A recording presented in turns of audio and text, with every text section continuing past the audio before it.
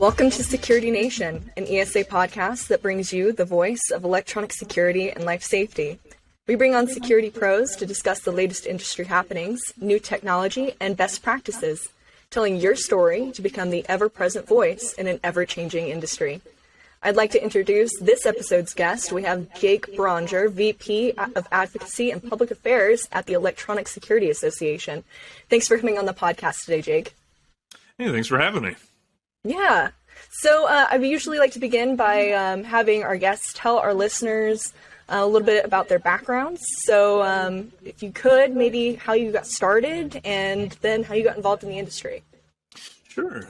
So I'm a Sioux City, Iowa native, so born and raised in the Midwest. And I guess, just was always interested in politics, political advocacy. And so after finishing up my undergraduate degree in 2008, the economy, as everyone remembers, was roaring back then. Minus the recession. So I was then convinced, what I needed was another degree.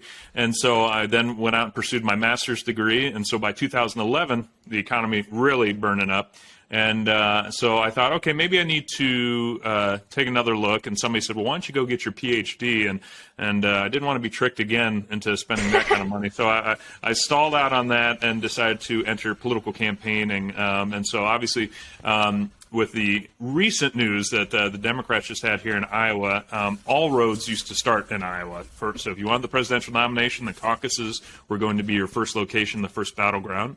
Mm-hmm. Being an Iowa native, there was enough people running in 2011 and 12 that there was going to be opportunities. And so I was able to hitch a ride onto a campaign, get started there, and I was on the Rick Santorum for President campaign at the time. Oh. As I like to joke with people, we went from worst to first because we were towards last place, and then we ended up winning the state of Iowa. So it can certainly be a roller coaster ride. That really catapulted me in the kind of political industry. It's something that then I had an itch. I just had to scratch more.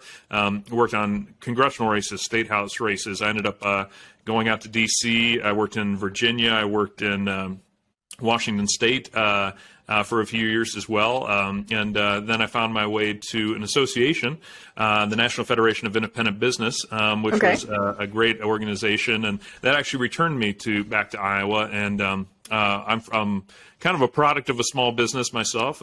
So my father ran a butcher shop and kind of grocery store in western Iowa that was started by my great-grandfather. So kind of, it felt like I was able to take my talents and, skill set at that point and kind of use it to kind of benefit the family, so to speak. So small business owners, I think a lot of times people, they all say really good things about them, but they don't always look out on their behalf. You see usually big labor and bigger corporations tend to have a louder voice when it comes to legislation in state capitals and D.C. So I wanted to kind of help kind of balance that out. And then so I joined NFIB in 2017, and most recently, obviously, now I've joined ESA, so which is just kind of, to me, kind of another step in the right direction for me. I've got family members involved in the security industry, and so again, a lot of ESA members are also small businesses. So it felt like a pretty smart transition to take my talents into this industry. Absolutely. I mean, anything we can do to advocate for more small businesses, I think, is fantastic. So, as your position as the new VP of Advocacy and Public Affairs, how are you feeling about it? I mean, you kind of discussed that you're excited, but maybe you can tell our members some things that you have on the horizon or goals. Sure. Well, I think it's exciting to learn so much about an industry that I was not particularly knowledgeable with 6 months ago.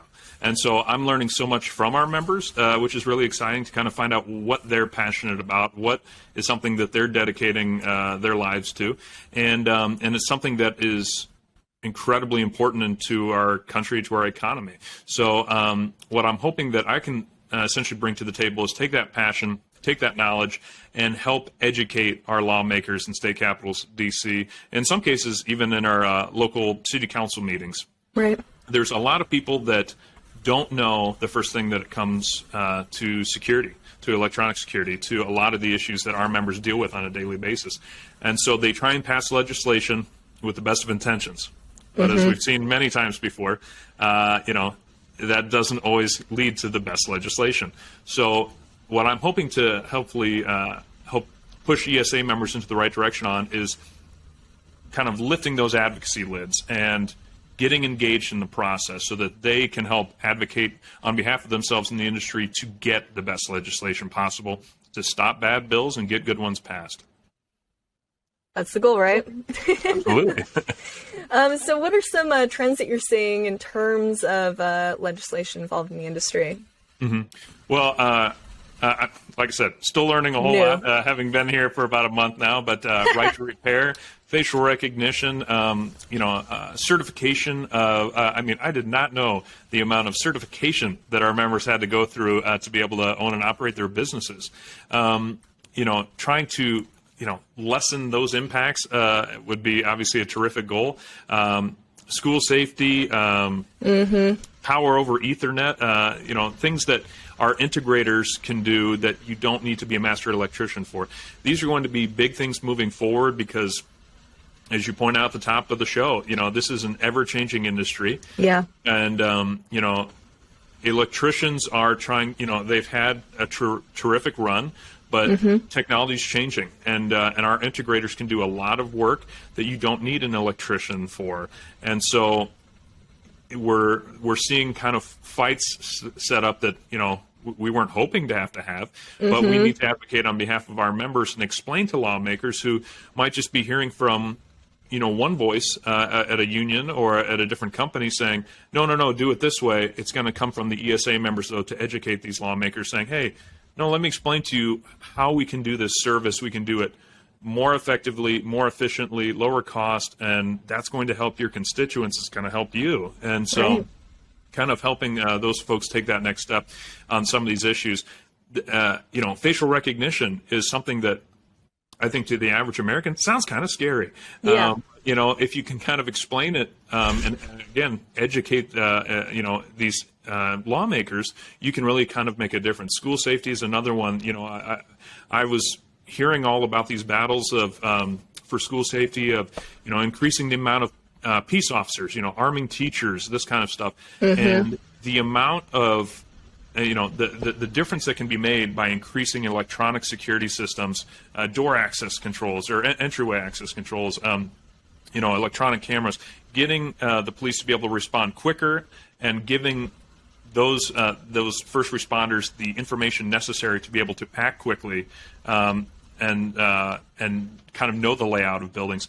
Those kind of things is stuff that our industry is helping provide, and it's right there for us to take advantage of and really kind of help spread that information and inform people to really help make a great difference, so that we don't have to go back and say, okay, well, should Mrs. Norma of second grade class, should she be wielding a shotgun? Maybe we don't have to have that discussion if we can secure the buildings electronically a little bit more, or at least we can reduce those threats by quite a lot. Yeah, 100%. I think education plays a huge part in this. I think so many people like you said, may not understand the industry, may not fully understand the threats and the business structure that integrators have. I think that's where ESA can really step in and help on the education piece and the advocacy piece. What would you say, though, you've kind of been talking about how the members have a part to play in all of this.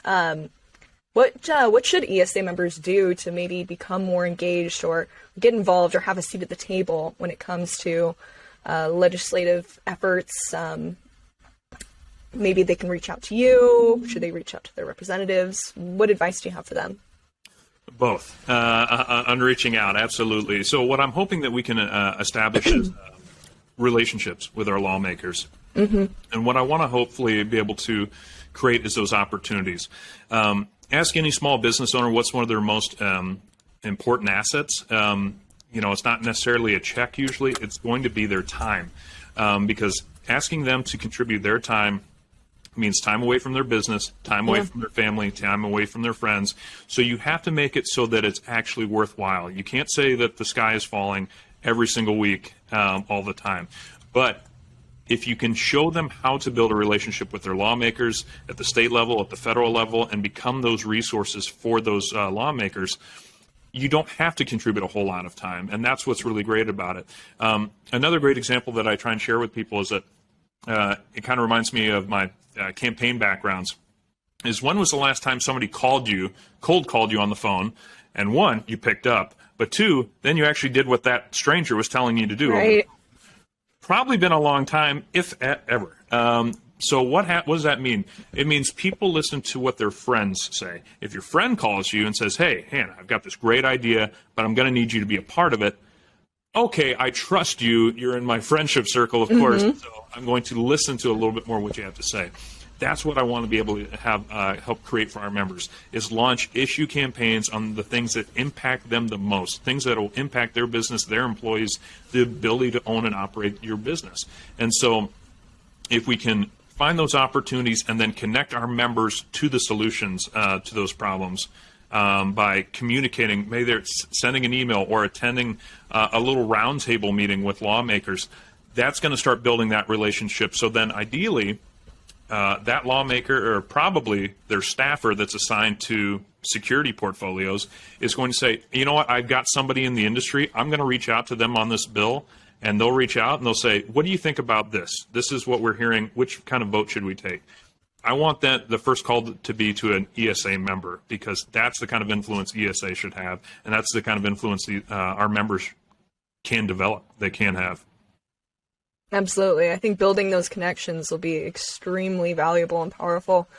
Yeah, I like the example you gave, though, too. Like, we listen to our sphere of influence. We listen to those people that we actually value the opinions of.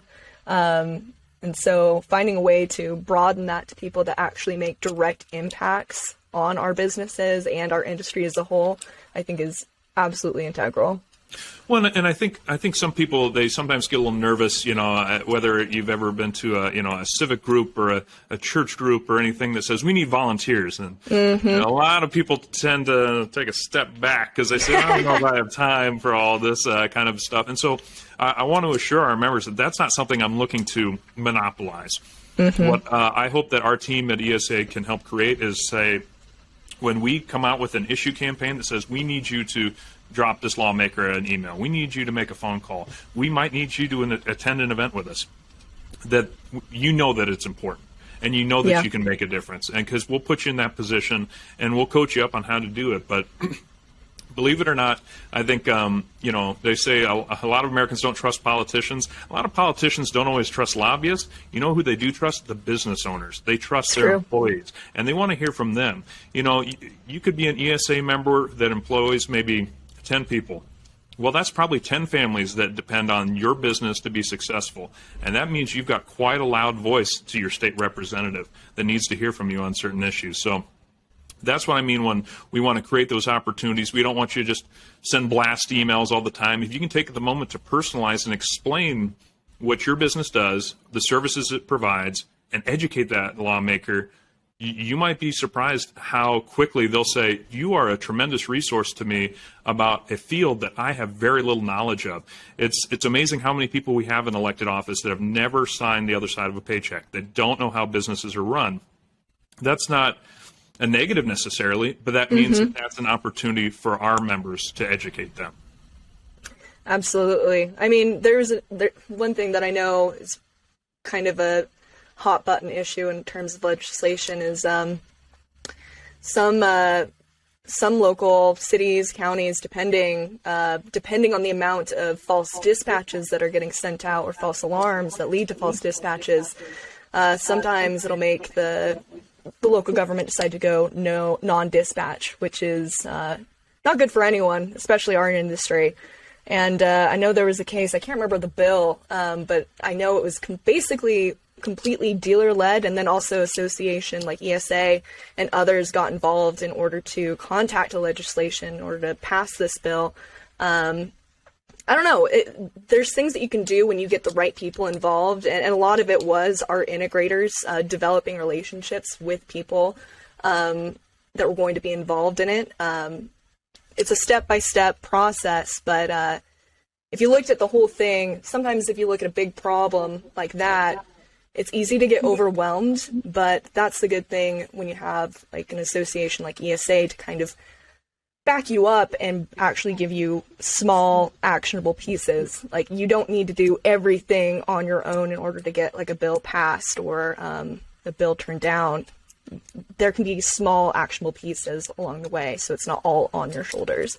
Mm-hmm. And that's, you know, that's something I've definitely seen, you know, over the last several years, is that if you can get out ahead of legislation, you know, before it really gets going, you don't want to wait till the last second when, you know, the House whips and Senate whips have already, you know, got their votes already assigned to the bill. Right. And then you reach out to Senator, you know, so-and-so, or Representative, you know, so-and-so, and say, oh, hey, by the way, don't vote for this because of X. You know, because usually by that time it's too late. They've already spoken to their caucus. They've heard the instructions.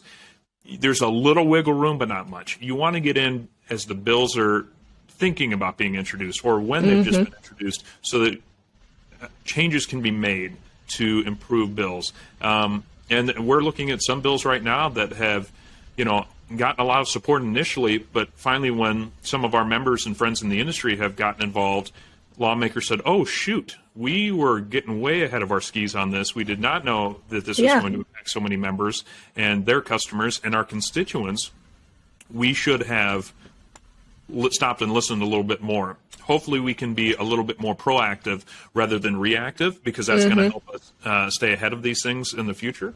So, yeah, it's going to be a fun year next year, because with no elections, or I guess our friends in New Jersey and Virginia will be busy. But in our other states, it's going to be busy legislative sessions. Absolutely. Exciting stuff. So I know you're relatively new to the industry and everything, but this is the question I like to ask on every podcast, because I think we kind of get interesting perspectives from people. What do you think is our industry's biggest challenge, at least from your new perspective? And what do you think ESA's role is in it?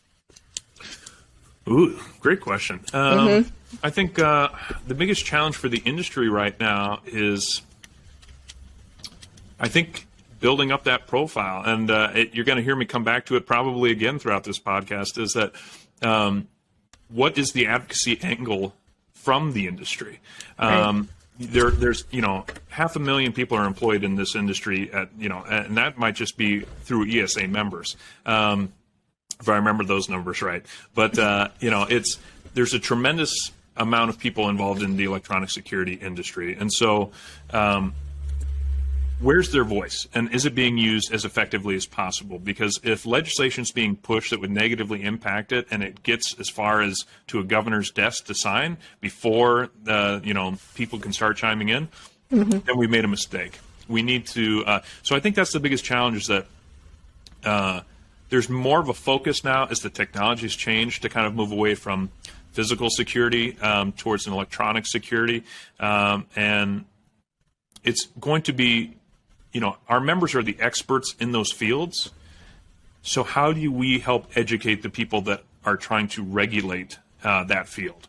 And that's who we need to make sure that we're staying in front of, and that we're building those relationships with. Because if you're reactive, like I said, it's not going to work out very well, because they'll make mistakes. They don't know exactly half these new technologies. I'm learning this stuff, right, and it's my job to. And a lot of it's still, you know, I'm going to be relying on our members to help educate me on. So if that's the case with me, then I guarantee you a lot of our elected officials are going to say, I don't know the first thing about the electronic security industry. So building our profile, and that's the biggest advantage, I think, that ESA is its large membership. We are the voice of the electronic security industry, and so we can speak very loudly. And it's just taking advantage of that opportunity that we have in front of us. Yeah, absolutely. I mean, this kind of ties back to what I was saying a little bit earlier about sometimes the penalties that officials will give to integrators for false dispatches. They're like, oh, well, you can't have false dispatches. That's hard on the taxpayer. So we're going to fine you X amount of dollars every time there's a false dispatch, and we're going to fine the integrator for the false dispatch. And the fine amount will be so large and so aggressive that it makes it so the integrator is absolutely bleeding money and not making any money from the installation that they did in the first place, because a lot of the pricing structures that our integrators do is an RMR based model. And so it's not like they're making tons of money up front. It's all about the longevity of the customer. Right. And so, and that's part of that educational piece where things like that will get passed, and it's because they have no understanding of the revenue structure for most electronic security companies. And so, there's so many pieces that go into it. I'm really interested to see what we can be doing in coming years to help educate. Well, and I think those, especially at the local level, I mean, they don't know that groups like ESA and our friends over at SEAC are already working with police officers and police departments across the country to help reduce false alarm dispatches already. Right. The industry's already ahead on this and has already really reduced the amount of false alarm dispatches. Now, granted, I've had 2 false alarm dispatches since I've moved to my new spot in Des Moines. That was completely on me, and so I accepted those fees. But I mean, let's be honest. A lot of people, the best security is when you don't have to worry about it. I mean, no customer wants to go to sleep at night being like, "Did I hit the alarm correctly? Am I going to be safe tonight? Is my business going to be safe? Is my family going to be safe?" They don't want to worry about that. So if they get that letter in the mail that says now you owe money because of a false dispatch, they can get frustrated. But the truth of the matter is the industry, our members themselves, are already working hand in hand with the first responders to try and make it as limited, as rare as possible. Right. And, it's just a few, 90% of customers don't have any problems, Another 5% might happen once a year. The wind blows the door open while you're stepping out, and the alarm goes off. Right. And then there's habitual users, or habitual problems, I guess. But with some clients. But I think that's another thing that just needs to be explained to lawmakers who are always.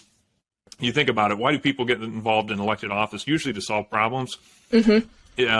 With false alarm dispatches, they might be looking for a problem to try and solve that's already being solved by the industry. So that's what's great to see, that the industry's already taken it upon itself to help taxpayers reduce it. And so again, they don't know what they don't know, and that's what's going to come down to ESA members and our friends to help explain to people.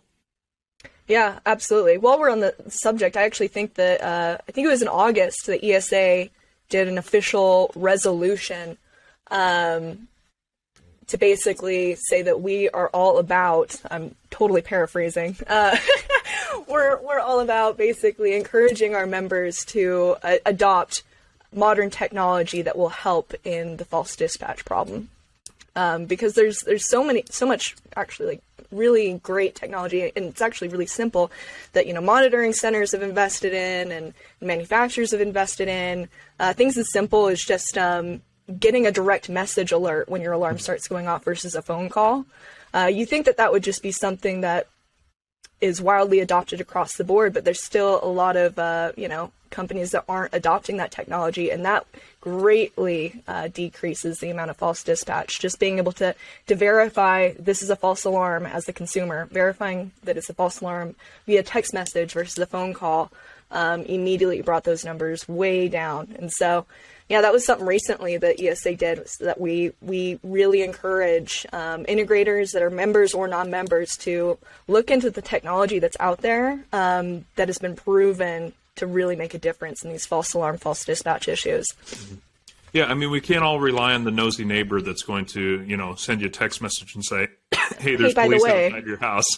Yeah. Not everyone has those abilities, but another thing that ESA has that not every association does is the oversight over, the country itself. And kind of what you're talking about is the technology. There's still a bit of a gap. Me being in the Midwest, there's not high-speed internet everywhere, and I know Salt Lake is probably pretty high tech. Yeah. But there's a lot of places outside of Salt Lake in Utah that are probably a little bit slower. And as we see, I've attended meetings hearing about the sunsetting of 3G and the concern that some of our members have on kind of moving from that technology to the newer technologies. That's information that groups like ESA are going to be on the forefront on helping share with industry leaders, because now I won't mention the governor who brought it up, but this would have been about 2015. And I remember she got up and gave a speech in front of a group I was with, and to talk about how they had moved their public schools from 40% to 60% high-speed internet. And I thought, it's 2016 and 40% of your schools still are doing dial-up? Mm-hmm. That was beyond me. And I'm from Iowa, and I thought, wow, that's still like you're behind Iowa where I was at. Or at least that was my initial thought. And so, I used to work a lot of rural states on behalf of NFIB. Wisconsin has a lot of, it's not just Milwaukee and Madison. There's a lot of small towns that don't have access to the stronger technologies. I'm glad that the position is to look into them. But what ESA can do is kind of help make sure that none of our members are being left behind, because we can communicate that to the lawmakers that say, well, everyone can just do this now. Well, no, they can't. Not everywhere. Not everywhere Right. in the country is that working that way. And we can help explain that. Yeah, 100%. And I mean, and you kind of brought it up. There is a big, I think it's the 3G CDMA sunset that's coming just around the corner. I think it's, say, like January 2nd that they're planning on doing it. Or third if you stay up late enough. Third, yeah. I want to say like 2 or 3 in the morning. So, pop champagne on that night as well. You can have New Year's and then that night as well. I think it'll begin the 31st, but it's going to be different than I think what was the AT&T shutdown, where they kind of did it in phases over a long amount of time. This one, I think, supposedly, at least according to the communication from Verizon, is going to be a lot more aggressive. So get prepared. Well, I lived through Y2K, and I got to say, it wasn't as fearful as it was described to be. I know some of our members do have concerns, but I also know that our members are extremely resourceful, and they'll be very respondent to their customers on that. 100%. We will get through this. So we're kind of nearing the end of the podcast. If you could think of like one takeaway message to our listeners, what would it be? Well, for me, it's very similar to what I used to explain to the NFIB membership, which actually some ESA members might actually be members of NFIB, and that is, if you're not at the table, you will be on the menu. I've been to state capitals. I've been to D.C. Multiple times. Larger companies and large unions have large teams of lobbyists. They have large PACs. They have large advocacy groups. And they are there bending the ear as much as they can of lawmakers. Now, everyone always says, I really love small businesses, and I want to hear from the people in the industry themselves. And I don't doubt that for a bit. But if you don't show up to the table when you're needed, then other people will let you go onto the menu, because, bigger corporations like to limit their competition too, and as we see with some of our friends in the electrician and certification areas, they are a little hesitant to work with us on power over Ethernet, and they're a little nervous about integrators coming into the field and kind of taking on more work there. So. It's important that I think members of ESA take advantage of the issue campaigns we hope to launch next year and in the years to come, so that they are at the table and they are making sure their voice is heard, and that their industry is being represented, and that we can score some champions in their state capital and in DC. Awesome. I think we're at that point. Jake, would you be willing to give out maybe your ESA contact info for any of our listeners, members who might want to reach you regarding some issues? Absolutely. Well, you can reach me at jake.braunger@esaweb.org. Phone number. Yeah, I know. I don't know if I have mine memorized yet either. You can tell I'm the new guy for sure. You can reach me at 972-807-6807. I'm like I said, or you can just come to Iowa if you want to, because 2024, it's going to be here. If you weren't tired of politics during the midterms, you can stop into Iowa anytime coming up here in the next year or so. Yeah, exciting stuff. And hopefully, I'm guessing you'll probably be at ESX in Louisville 2023. So absolutely. Yeah, I'll throw that little pitch in there. I was told Louisville. Louisville? Am I saying it right? Louisville? Like you got a little mud in the mouth. Louisville. Louisville? Yeah, I know. I always say Louisville, but yeah, that's how I always thought it was too. I don't know. I guess it's improper. All right. Well, great conversation. Thanks for coming on the podcast again today, Jake. Thanks, Anna. Yeah. All right. Thanks again to all of those listening to the Security Nation podcast. Make sure to subscribe. We're on all the podcasting platforms. And the full video version of all of our episodes are available on YouTube. If you're curious about how ESA membership can power your business, please visit us at esaweb.org and take some time to schedule a discovery call with our membership team. You'll be happy you did, and have a great day, Security Pros.